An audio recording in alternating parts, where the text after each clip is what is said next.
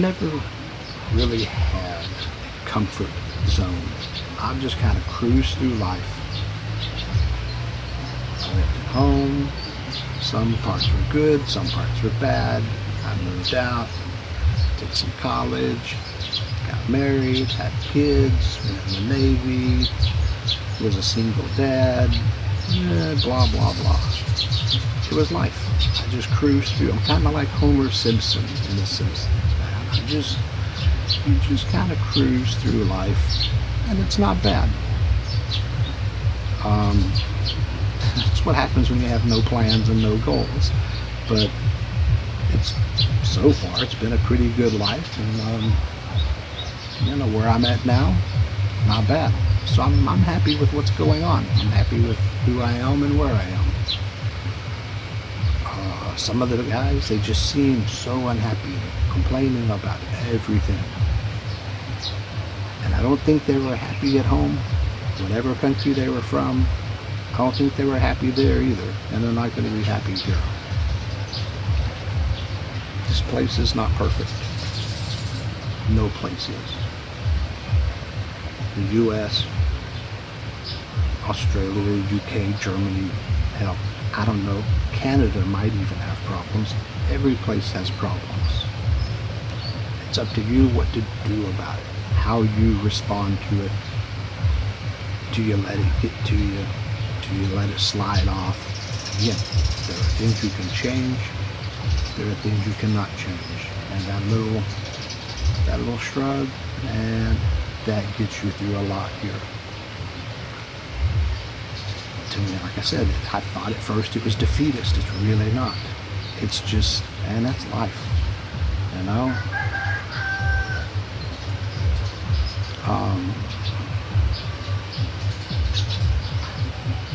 Kind of reminds me, there's an old story about this farmer working. This traveler comes up the road. And so he asks the farmer, he says, I'm curious what this next town is like. The farmer says, well, what kind of people did you find in the town you just come from? Oh, says they were just the dearest, sweetest, most wonderful people, hardworking, wonderful, you know. I hate to leave them, they're such a great town. Farmer says, you're in luck. That's what you're going to find in the next town. Farmer goes back to work, traveler goes on his way. A short time later, another traveler comes up from the same direction, from the same town, asks the farmer, hey, I'm going into this town and I'm curious, what's it going to be? What's the people like? Well, what'd you find in the town you come from? Oh, laziest bunch of troublemakers I ever saw. Couldn't trust a one of them. Bunch of scammers and thieves and liars. The farmer shrugs. He goes, well, I'm afraid that's what you're going to find in this next town too. Really simply, simple story. But it does make a good point. You're going to bring your troubles. You're going to bring your perspective and your attitude and your outlook with you. Whether you're coming overseas or just going to work for the day, you bring a lot of your baggage with you. You can change that. Sometimes it takes a big event to wake you up and shake you and make you realize I can or I need to change that. I see more of the negativity probably online than in person. The online personas, they can be brutal. Don't ever read YouTube comments, right? That's the rule. People get very cliquish. They gang up on people. You have that perceived anonymity. And that can bring out the worst in people. Most of what is said online, I don't think would be said in person. There are some people that will say it in person, but most try and get along a little bit anyway. Like if you're researching moving overseas and you get into a chat forum and all you see is page after page of, oh my God, this sucks, that sucks, blah, blah, blah, blah, blah, blah, blah. Are you getting any real help from that page, or are you just getting a bunch of bad vibes? I quit a lot of chat groups. There's only a couple forums that I'm in now. They're small communities. Everybody gets along. It's not all, farting rainbows and blowing smoke up your ass. I don't have rose-tinted glasses. But it's not all doom and gloom. So if it's people asking questions, giving good answers, being friendly, but being honest about it. We discuss the problems. We discuss the good. It's a good balance. Those groups are helpful. I stayed in those. Most expat groups I quit because there's too much negativity. It just always turns into a bitch session. Even when you go in saying this is not going to be, we're going to keep it positive, we're going to keep it, it just kind of just devolves. It goes, oh, what about this? Oh, what about that? I try and avoid that. I'm sure I'm as guilty as the next guy, because there's always something to complain about, and it's in my DNA. We complain. But I don't want to surround myself with it all the time. So I don't hang around expats very much anyway. There's some here that are pretty good. We don't have a lot of the girly bars. We don't have a lot of the tourists. So like I said, we have mostly the older, married, settled. And most of those guys are pretty cool. A few of them just want to bitch and moan about this country, that country, the old country. I avoid them. I've learned to avoid them online and in real life. I went through my friends list, got rid of a bunch of people.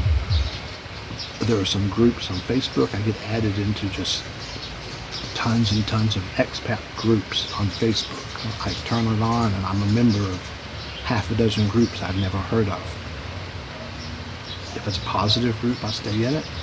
If it's a bunch of bitching and moaning, I quit. I don't have time for that negativity in my life. I've gone through and just tried to remove the toxic people from my life, online and in the real world. Now, when you start blocking people, because there are a few that there's a few you just don't want to see at all. So you block them on Facebook or YouTube. And they'll go, oh, see, you're hiding. You don't want to challenge your ideas and debate. No. I'm just tired of the negativity. I got nothing to prove to anybody. So I cut out most of the negative people I could, and my life turned around. It's about attitude. I choose to be happy. Using me as an example, I've got things I could be upset about. I am a disabled vet.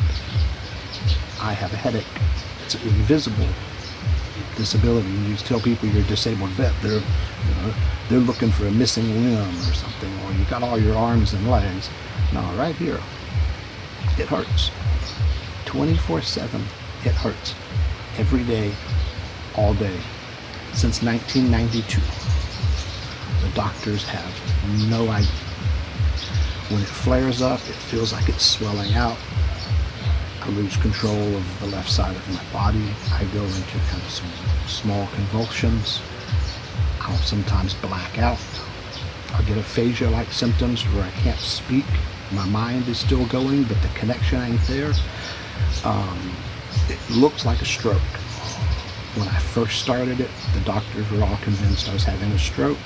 They do the CAT scan and spinal tap. It's not a stroke. So they call it a migraine. Hell of a migraine.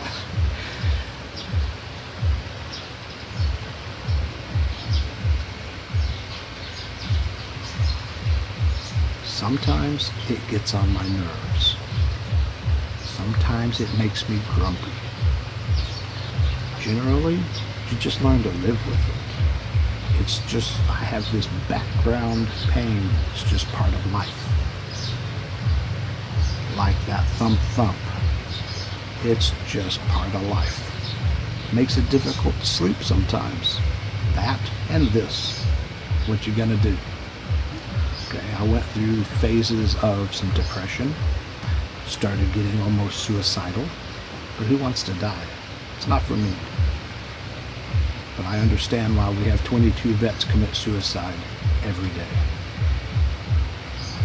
That's a sad statistic. That's a failure on our part. But having this and having to deal with this daily made me more introspective. It made me take a look, take stock in my life. What do I want? What do I not want? What can I change? What can I not change? This pain, I can't change it. So don't worry about it. Deal with it. Life's tough all over.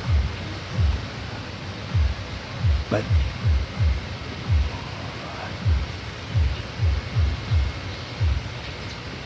going through some of that made me realize we're on our own. All of us are on our own. You can have friends and family help you. They can get you through sometimes. They help carry you through. But they're used, like a crutch.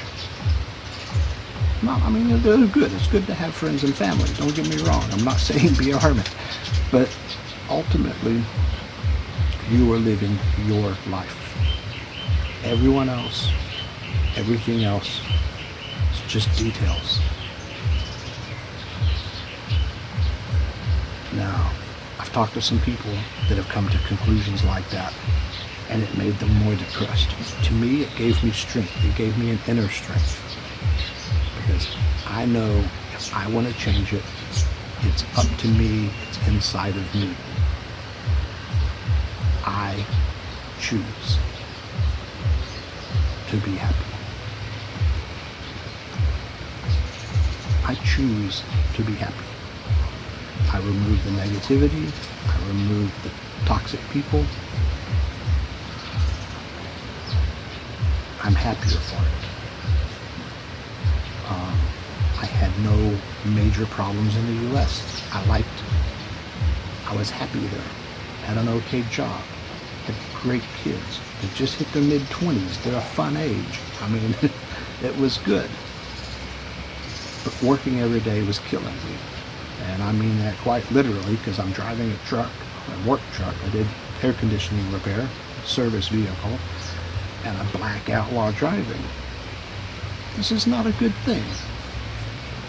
So, I quit work. 4 years ago. I'm still 2 years from retiring. I just quit working. I could not live in the U.S. without working. So here I am.